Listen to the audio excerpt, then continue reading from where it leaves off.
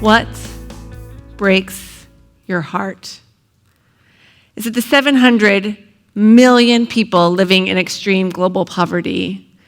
Is it the 30 million people that today are living under the oppression of slavery? Is it the 65 million people that are displaced and without a home?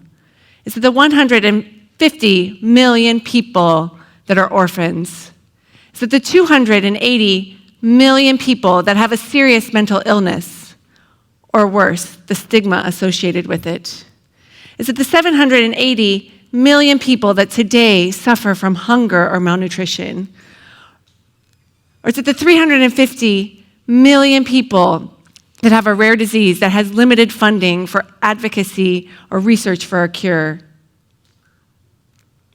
Or have you already forgotten the question that I asked you and you're overwhelmed by all of these numbers? If that is the case, please come back to me. These are the facts that break my heart.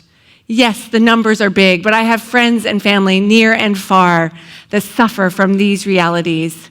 God has given me a heart for the suffering, but be encouraged. He has also given me a head for problem solving, and I believe that we can solve these challenges in my lifetime. You see, any one of these challenges, all we have to do is understand what are the root causes. We define the formula, we identify the variables, and then we map the curve of change, we increase the inputs, we redefine the trend line, and we can accelerate into progress. And this is not just about any one given person, it's about collaboration. We find the world's greatest engineers, the economists, the doctors, the diplomats, and we link arms together, and we can make a difference. But if I'm really honest, and if I show my true colors, these numbers are overwhelming to me too. 700 million people living in extreme poverty. That's living on less than $1.90 per day. What does that even really mean? Does that happen in our world today? It seems like a whole lot of people with just a little bit of money for each day's needs. So when I get overwhelmed, I try to put myself into a world that I can understand. So I take all my facts and data and I put it to a simple bell curve. And so when I consider that bell curve, I find myself in the middle. So there I am, right there at the top of the bell curve. And you see, I am really pretty middle. I'm 41 years old, so I'm middle age. I live in Peoria, Illinois. That's the Midwest of the United States. I have been working full-time for 20 years, so I'm midway through my career, and I sit firmly in middle management. Even today, of your speakers, I'm the middle presenter. So I am oh so middle, and I have a lot of middle thoughts. What's a middle thought? Let me explain. A middle thought is, when and how should a redhead go gray gracefully? How can I lean into my career, as Sheryl Sandberg advises, when all I really want to do is lean back, kick back, and binge watch The Crown on Netflix? At what price point and at what age would Dave Ramsey recommend that I buy long-term health care insurance? These are my middle thoughts, and none of them are inherently bad, but they are not the strategic thinking that's creating a sustainable solution for extreme global poverty. So I recently took my middle state of affairs to a vulnerable conversation with my mentor, and I told him that I was feeling really mediocre, average, here in the middle of the bell curve. And he told me very calmly and wisely that, yes, Jada, you are in the middle of the top 1%. And if you allow yourself to sit in the middle of the top 1%, are you perhaps being blind to 99% of the world? He very eloquently told me, Jada, just get over yourself. So I pondered that, and I realized that he was true, and I knew he was true. In my own faith journey, I have learned that for growth to really happen, I have to take the perspective off of myself. I have to contemplate the works of God and His majesty, and then I start to see the people around me in this world, and I have a love and a compassion for them. But there you have it, my reality. A mind that's desiring to be a problem solver, addressing global challenges like extreme poverty, but also my thinking that spends time calculating the accelerating rate of gray hairs on my head. And so maybe you can recognize this tension. Maybe you want to be a part of global change, but you also find moments of being self-absorbed. So today I want to address this reality and address this tension and give us a framework, a very simple formula. It goes like this.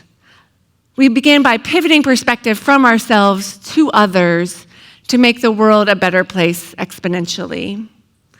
Let me share that again. A pivot in perspective from ourselves to others to make the world a better place exponentially.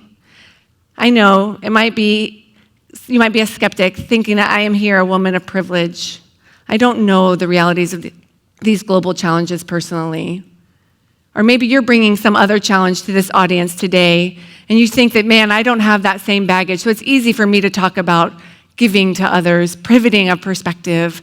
But I believe that God has gifted each and every one of us to love. And regardless of where we are in the spectrum on any scale, at the top or the bottom, we all together, we can pivot our perspectives to others. And this is not a message about doing more. I want to remind you that I live in the middle, and the middle can be a very busy place. I do not need new committees, new initiatives, more brute force energy to solve a challenge. This is a message about doing less of ourselves and a prioritization of others. So to illustrate this, I want to introduce you to my friend, Solomon. Solomon is 25 years old. He's an engineer. He's an entrepreneur. He lives in the East African country of Tanzania. And to know Solomon, as you can see in the picture, is to know love and joy and happiness. He's an all-around fun guy. He is pure potential. But this is not the way you would have defined his life from the beginning. He's the youngest of 7. Growing up, things like healthcare, education, they were sometimes an economic luxury for him and his siblings.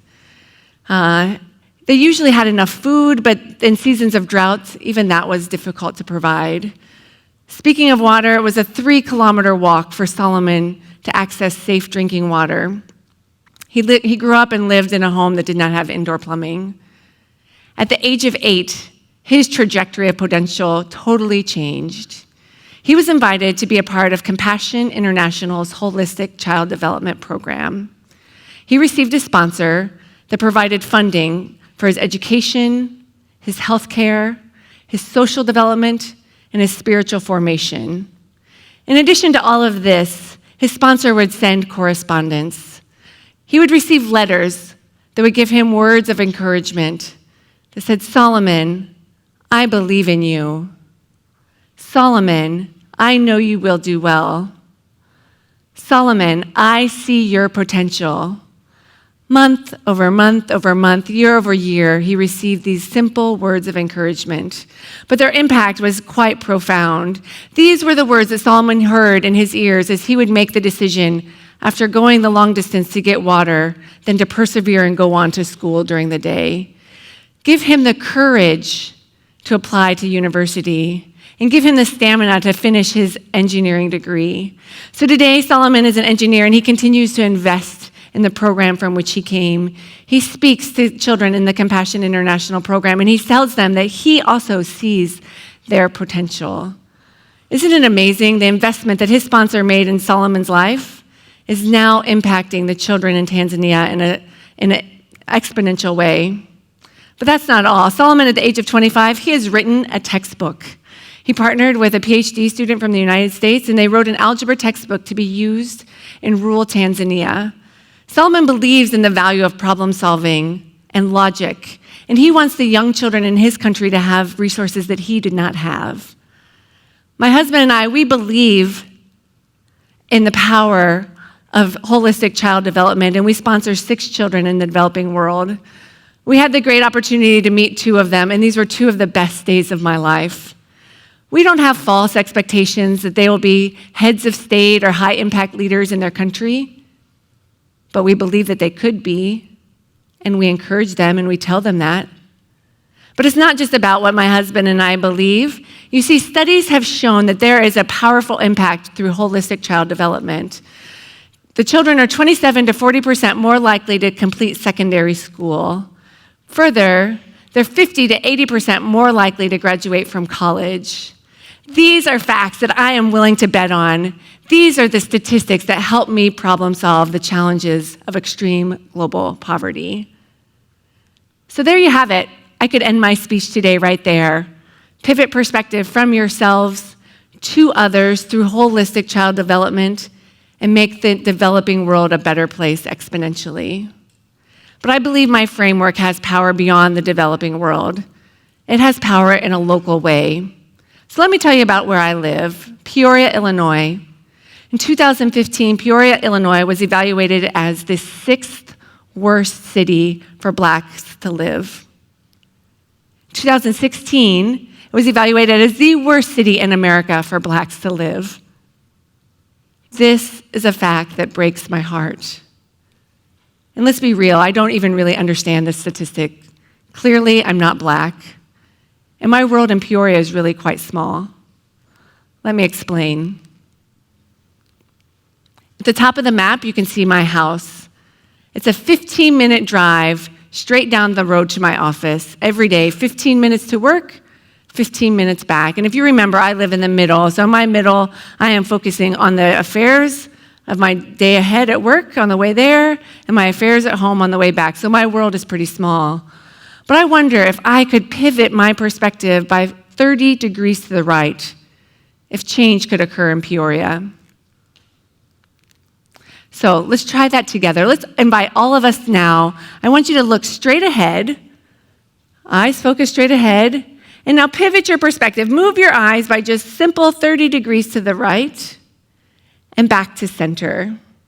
We're going to do it together one more time. 30 degrees to the right and back to center. It's really a pretty simple exercise. I didn't see people moving their chins or twisting their shoulders or shifting their back. It's simple.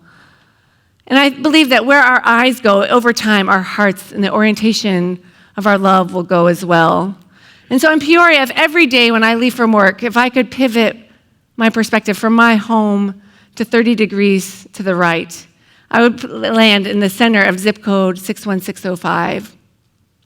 What's so unique about 61605? It's just a few miles from where I live, but 61605 is a world apart from my reality of my home. 61605 is the zip code in Peoria that has the highest percentage of Black residents. But more compelling is it is also the zip code that has the highest percentage of crime, the lowest per capita income, and the lowest rate of home ownership. If we would drive through portions of 61605, you would see that it looks and feels like a food desert with limited access to fresh food. I don't understand the root cause of poverty in 61605. But maybe I should. You see, I'm a local leader in Peoria, and I have the hardware to show it. I'm a 40 under 40. I'm a Peoria Women, 25 Women in Leadership. The YWCA has given me an award for my community service.